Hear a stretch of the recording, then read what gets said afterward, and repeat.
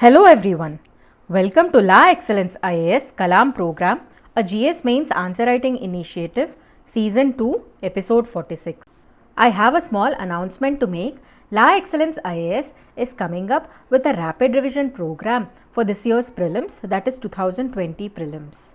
This is a unique initiative of La Excellence wherein we will have each subject discussed with special focus on UPSC prelims. For more details, contact the numbers given in the description. Let us now look at today's question.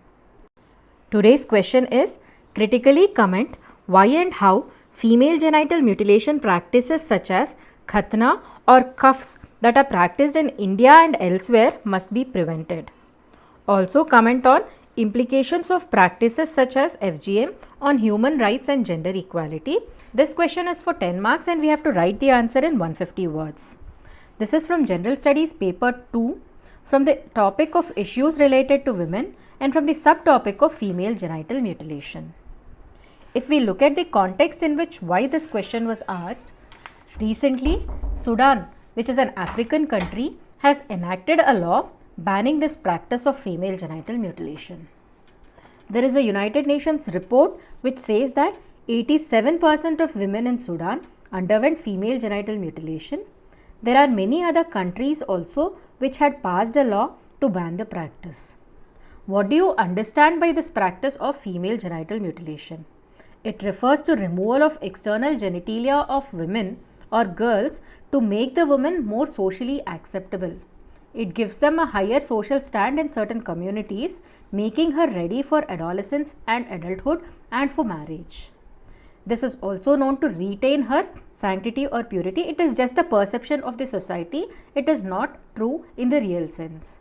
It is a very heinous practice. It is done in a very unhygienic manner by quacks who are not medical professionals, who lack any medical degree.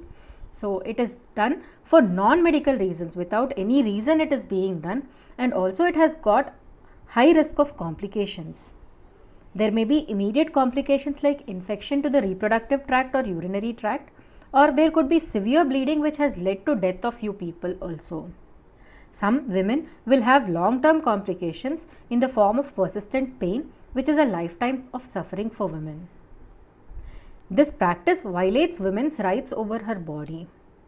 Recent Sudan's law is being well acclaimed, but there are certain concerns as well. What are the concerns?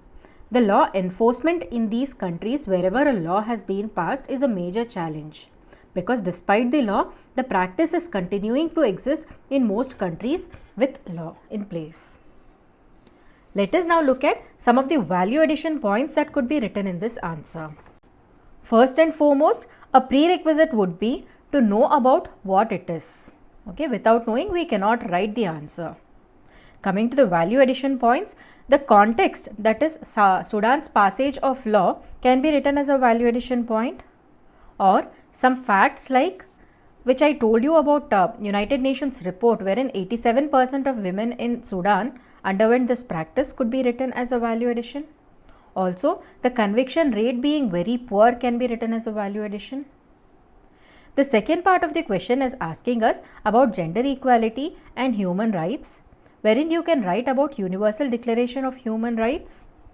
Also, on gender equality, there is a sustainable development goal known as SDG 5. So this can be written as value addition points. Remember, value addition points will add the value to your answer. They will not form the core of your answer. Coming to what is to be avoided in this answer, the question is on why and how these practices in India and elsewhere must be prevented. So this question is on why and how it has to be prevented. So don't detail on why this practice is done, how it is done, what are the various complications. All these can be minimized. Yes, you can mention a few complications because of which we need to ban this practice, but don't try to detail the procedures and why it is done, how it is done and all. Coming to how to write the answer in the introduction, body and conclusion format. In the introduction, I believe it is best to write what is meant by female genital mutilation and a small why it is done. Coming to the body, I think we can write the answer in 3 parts. First, why it has to be prevented. there are medical reasons, how it is going against human rights. So all these points regarding why this practice has to be prevented can be written in the first part, while in the second part, how it can be prevented. Here you can write about passage of law, that is creating a legal mechanism, and then how you are going to enforce the law is also important, because we have already discussed that the conviction rate is very low. And then as a long term measure, you can tell about empowerment of women. So we have finished the why and how part of prevention of this practice, and then this question asked us to comment on implication of practices such as FGM on human rights and gender equality. Here we can write about what it means by human rights or gender equality, one or two statements on those, and then you can write how FGM specifically violates them. This can be coupled up with conclusion, writing way forward and summarizing the various measures that can be taken. Let us now look at a sample answer. The person writes, female genital mutilation refers to the removal of external genitalia of girls for non-medical reasons. This is important, non-medical reasons. This practice is done on most girls in few African as well as Middle East countries, so as to make them suitable for adulthood marriage. Okay, so here he is trying to introduce by defining or describing about what FGM is, that is female genital mutilation means, and why is it done, that is to make them suitable for adulthood and marriage. Okay, this practice is not only restricted to these countries, it is also done in some Asian countries and also in countries of Europe and North America, wherein migrant population is there. Migrant population from these countries, wherever they are there, this practice is being happening. Why FGM practice must be prevented? Why must it be prevented? It is a medically unsafe practice. We have already discussed this. There can be complications like bleeding, infection, sometimes even death, and long-term pain and suffering. We have already discussed these points. It is also ethically wrong. So he has brought ethical perspective. So such a question can also be asked in GS4 ethics. Then the next point he is writing is, right of girls over their bodily integrity is violated. Every human born in this world has a right on their body. Children less than 14 years of age, girls, are being subjected to this practice. Sometimes even in infancy, even before they know anything, this practice is being done on them. It is a clear infringement of their right to life and personal liberty and right to their bodily integrity. Then he writes, objectification of women by requirement for suitability for men. What this concept of FGM says is that women will be ready for marriage or women will be more suited for men if they are undergoing this practice only. What does it mean? Does it mean that woman is an object for a man so that she has to sacrifice her body for his comforts or for his suitability? So this is the concept of objectification of women, women being conceived as objects which are necessary for men. Okay, so these are the various reasons he is mentioning about why FGM practice must be prevented. Coming to what he writes next, how FGM practices can be prevented.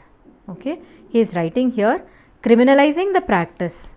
Recently Sudan came up with a law. So we have already discussed making it legally unacceptable by criminalizing the practice. Sudan's example he has given here, this is a value addition point for this answer. He then wrote, strengthening the institutions for law enforcement. We have discussed this point also, that law enforcement is very poor even in those countries which are having a law. Okay, so the institutions for enforcement have to be strengthened. He further writes, very low conviction rate in some countries, because of which the law enforcement mechanism has to be strengthened. He is then writing, raising awareness about the ill effects and women's rights. Here you can make use of change agents in the society. See, some religious practitioners or societally respected people can be engaged in bringing about raising the awareness. He then writes about education of girl child, Education is very important because education makes a woman empowered. He is then writing social, political and economic empowerment of women. What do you understand by social empowerment? Social empowerment as the social status within the society has to be improvised. Women should not be objectified. Women should be given equal status with men. They have to make their own decision making capabilities. So social empowerment of women has to be there. When economic empowerment of women is there, women can resist whatever the injustice is being done to them. If you see, majority of the time, because of lack of economic independence, women are subjected to majority of the atrocities and violence. So economic empowerment of women is needed, and politically when women are empowered, that is when they are occupying crucial positions in the legislature or in similar institutions, they can make laws for the empowerment of women and to ban such illegal practices. So this one statement encompasses a lot of practices or lot of things to do. He is then writing about implication of practices such as female genital mutilation. He writes, Universal Declaration of Human Rights and Gender Equality provide for non-discrimination. Women should not be discriminated from men, equal rights to women, opportunities and protection. How can we provide them opportunities? Because they are deprived, because they are being prevented from given opportunities, reservations or positive affirmative actions are some of the ways in which opportunities are being increased. Then we have to protect them from violence against them. We have to impose strict laws so that they can be protected. So he further writes, he has drawn an arrow here and he is writing, this requires elimination of harmful practices against women and girls. FGM is one of the forms of violence against women, reducing women's status to be subservient to that of men and is a big hindrance to gender equality and human rights.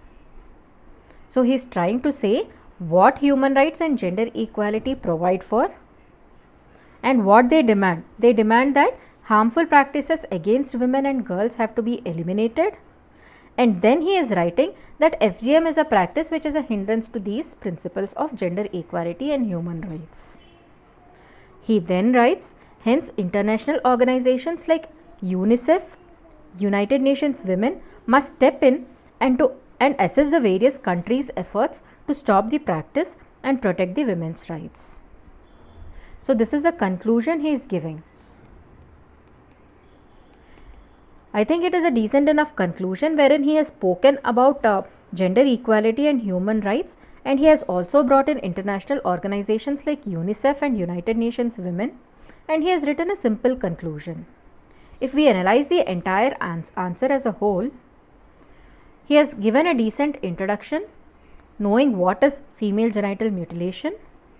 Then he wrote why FGM practice must be prevented. He has written mostly generic answers or generic points.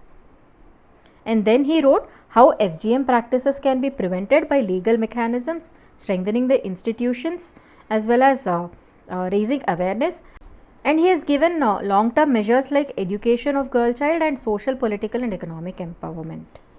What I felt here is these measures he could have divided into two subparts: immediate measures and long-term measures. While passing a law and enforcing the law are immediate measures, raising awareness, education and social, political and economic empowerment are long-term measures. Whenever we are writing about measures, it is better to divide into these parts. Coming to the last part of the question, he has written about what human rights and what gender equality provide and what do they call for, and how female genital mutilation is being a hindrance to gender equality and human rights. And he also wrote what is to be done, that is a small way forward has been written in the conclusion. Overall, it is a good answer. Let us come to the end of our discussion. Before ending, let me give you the task for today. Learn about various social evils that are still existing in our society, especially with respect to Indian society, and make a short note of it so that you can use these as value addition points in any questions on women issues. Okay, let us all meet again tomorrow. Thank you.